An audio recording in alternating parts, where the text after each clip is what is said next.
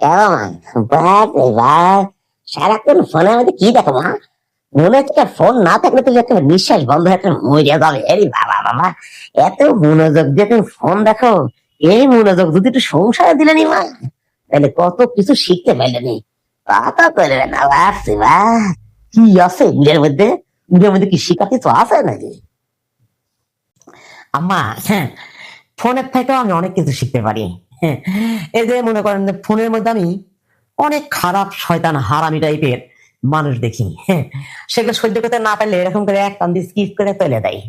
আর সংসারের মধ্যে যে মানুষগুলো দেখি আম্মা, সেগুলো স্কিপ করতে পারি না আম্মা।